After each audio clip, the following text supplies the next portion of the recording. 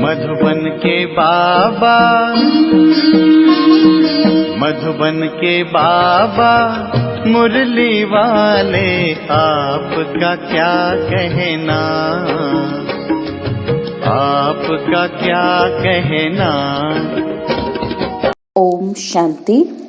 आज 22 नवंबर 2022 के साकार मधुर महावाक्य हैं। आज मीठे मीठे बाप दादा बोले, मीठे बच्चे, पुरुषार्थ कर सर्वगुण संपन्न बनना है, दैवी गुण धारण करने हैं, देखना है कि मेरे में अब तक क्या क्या अवगुण है, हम आत्म अभिमानी कहाँ तक बने हैं।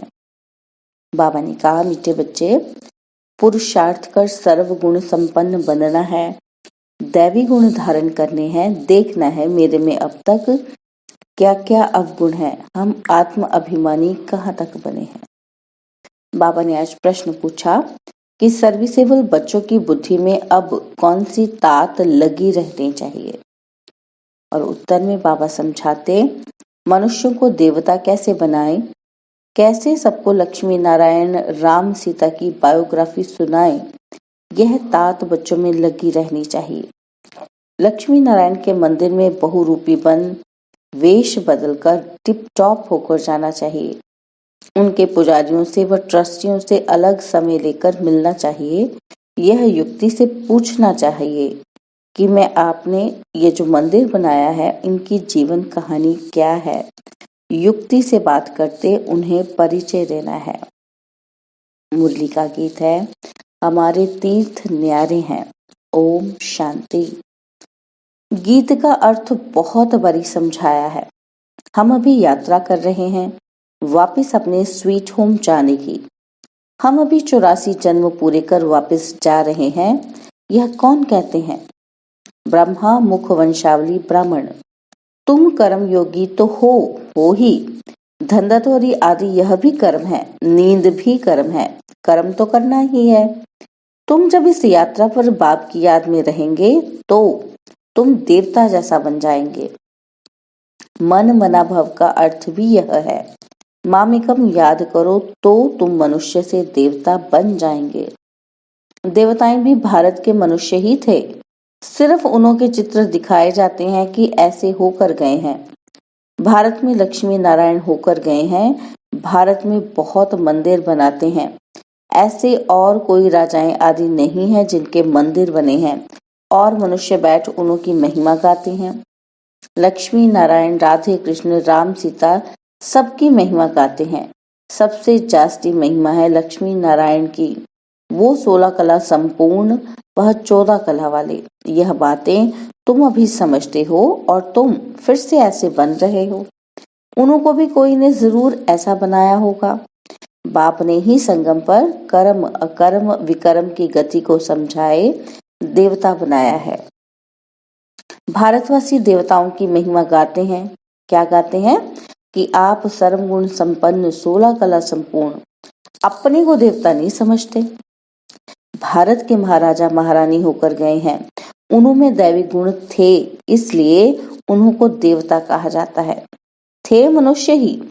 क्राइस्ट, बुद्ध आदि भी मनुष्य थे। मनुष्यों की ही यह दुनिया है। लक्ष्मी नारायण का मंदिर भी मनुष्य बनाते हैं। लाखों रुपया खर्च कर मंदिर बनाते हैं, परंतु यह नहीं जानते कि उनको यह राजाई कैसे मिली, ऐसे गुणवान वो कैसे बने। हम अपने को पापी नीच क्यों कहते हैं? यह तो बहुत फर्क हो जाता है। सब एक ही देश के रहने वाले, भारत के रहने वाले, वह भी मनुष्य, हम भी मनुष्य, परंतु उनकी सीरत देवताओं जैसी है और इस दुनिया के मनुष्यों की सीरत असुरों जैसी है। यह भी आदत पड़ गई है। मंदिरों में जाकर महिमा गाते हैं। है वह भी मनुष्य, परंतु उनमें दैवी गुण और हमारे में आसुरी गुण। गोया हम असुर हैं, वह देवता हैं। कहते हैं असुर और देवताओं की लड़ाई लगी। अब देवताएं हैं स्वर्ग में, असुर हैं नरक में। तो देवताएं यहाँ कैसे आए जो लड़ाई लगी? नाम है देवता, वे लड़ाई कैसे करेंगे बताओ?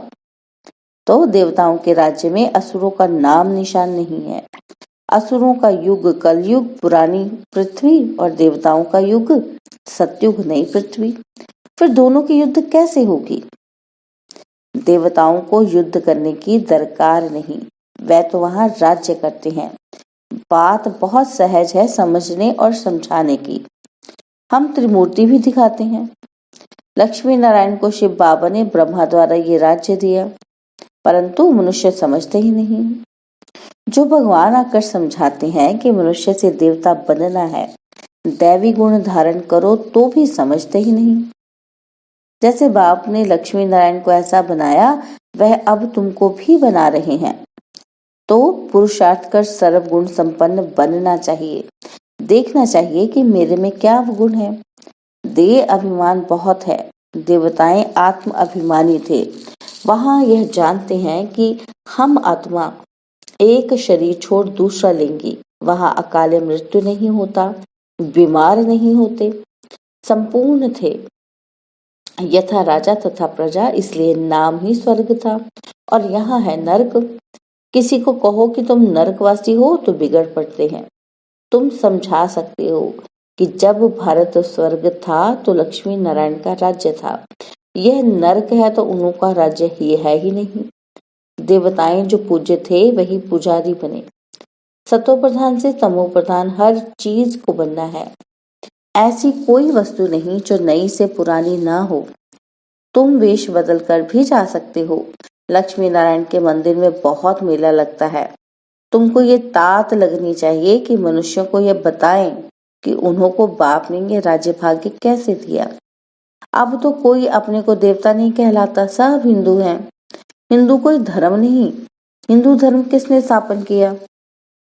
तो कॉन्फ्रेंस में लक्ष्मी नारायण का चित्र भी लेकर जाना पड़े। ये फर्स्ट क्लास चित्र है। बॉम्बे में लक्ष्मी नारायण का मंदिर फर्स्ट क्लास बना हुआ है। बड़े रमणीक चित्र हैं। फर्स्ट क्लास कारीगर होते हैं तो चित्र भी फर्स्ट क्लास बनाते हैं। लक्ष्मी नारायण की झांकी दिखलाकर उनको समझाना है कि ये कौन है, इन्होंने ये पद कैसे पाया।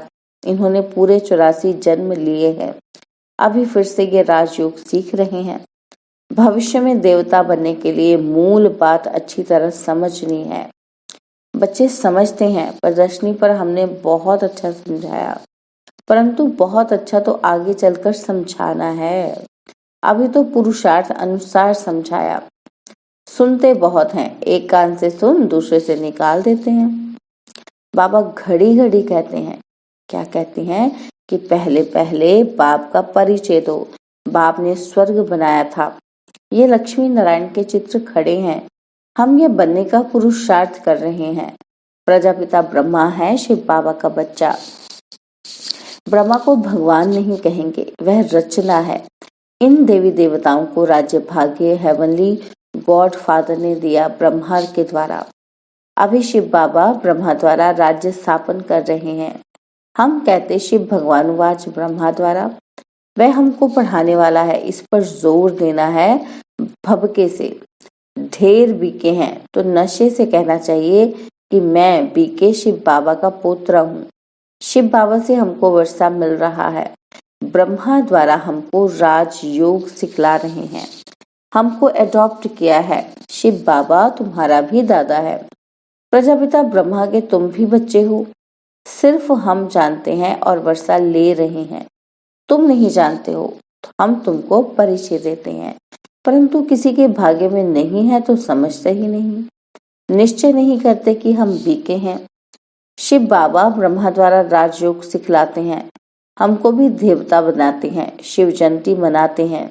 यह भारत परमपिता परमात्मा का बर्थ प्लेस है। बहुत फखुर से बोलना चाहिए।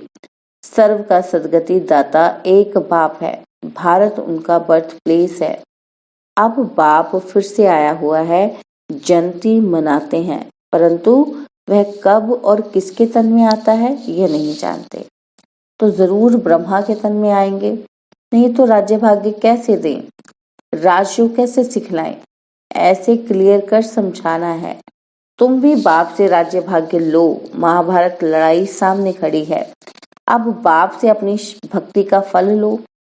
हम आपको राय दे रहे हैं। आते बहुत हैं। शक्ल मनुष्य जैसी है परंतु सीरत बंदर जैसी है।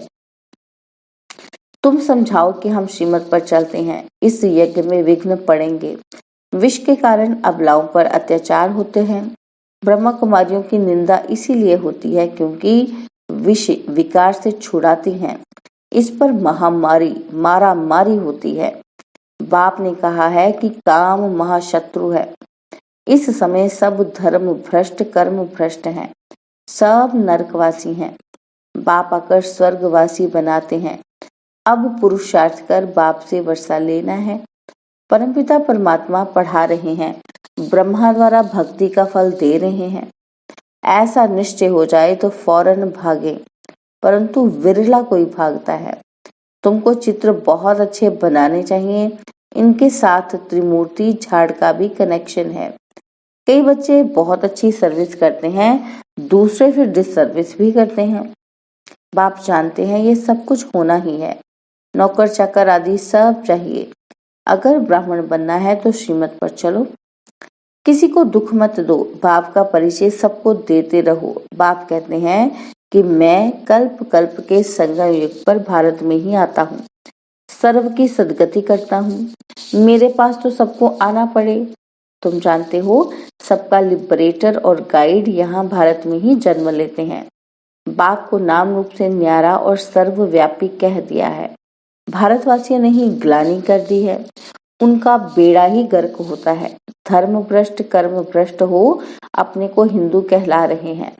बाप सम्मुख कहते हैं कि तुमने कितनी धर्म ग्लानि की है, मेरी भी ग्लानि की है।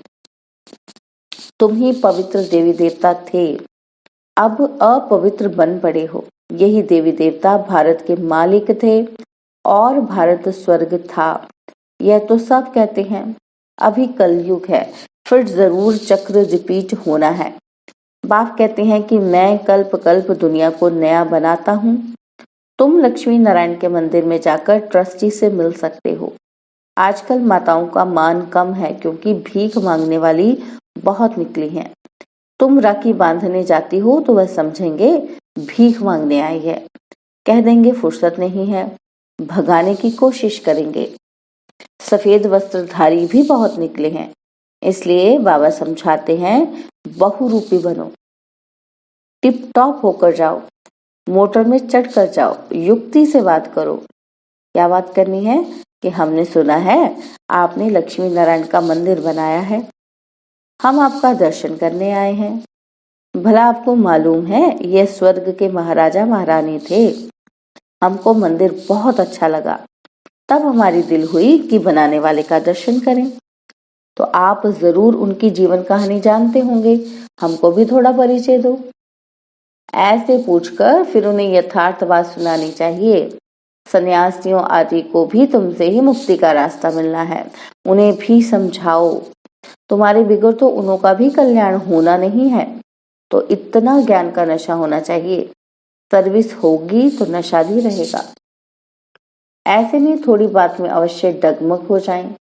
गाया जाता है स्तुति निंदा में समान रहना चाहिए। लक्ष्मी नारायण को बाबा कितना याद करते हैं, क्यों नहीं याद करेंगे? बन रहे हैं ना, तो मनुष्य बहुत बड़े बड़े मंदिर बनाते हैं। लक्ष्मी नारायण का चित्र ऐसा हो जो देखकर खुश हो जाएं। सारा दिन ख्यालात चलना चाहिए कि कैसे जाकर सर्विस करें, जांच कर भाषण करना चाहिए, लक्ष्मी नारायण की महिमा करनी चाहिए। ऐसी जगह जाना चाहिए जो बड़ों बड़ों से आवाज निकले तो अच्छा है। अच्छा, मीठे मीठे सिकिलते बच्चों प्रति माता पिता बाप दादा का याद प्यार और गुड मॉर्निंग। रूहानी बाप की रूहानी बच्चों को नमस्ते। हम रूहानी बच्चों की रूहानी बाप दादाजी को दिलवा जान सिकवा प्रेम से नमस्ते। ओम शांति। प्यारे बाबा, मीठे बाबा, मेरे बाबा, शुक्रिया बाबा, शुक्रिया बाबा, शुक्रिया बाबा। धारणा के लिए मुख्य सार है, पहला पॉइंट है ज्ञान के नशे में रहना है, निंदा स्तुति में समान स्थिति रखनी है, अवस्था डगमग नहीं करनी है।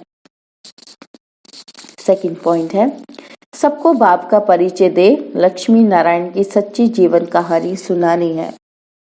कल्याणकारी बन सर्व का कल्याण कर श्रीमत पर बढ़ते रहना है।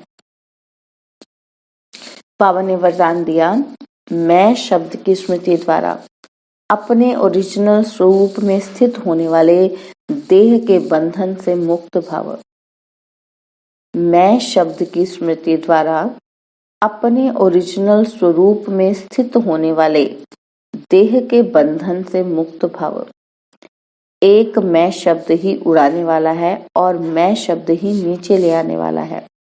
मैं कहने से ओरिजिनल निराकार स्वरूप याद आ जाए, यह नेचुरल हो जाए, देह भान का मैं समाप्त हो जाए तो देह के बंधन से मुक्त बन जाएंगे, क्योंकि यह मैं शब्द ही देह अहंकार मिलाकर कर्म बंधन में बांध देता है। लेकिन मैं निराकारी आत्मा हूँ। जब यह स्मृति आती है तो देह भान से परे हो, कर्म के संबंध में आएंगे, बंधन में नहीं। और आज का स्लोगन है, निश्चित विजय और निश्चित स्थिति का अनुभव करने के लिए संपूर्ण निश्चय बुद्धि बनो। निश्चित विजय और निश्चित स्थिति का अनुभव करने के लिए संपूर्ण निश्चय बुद्धि बनो। ओम शांति। और अब यह एक बहुत अच्छी वीडियो भी जरूर देखें।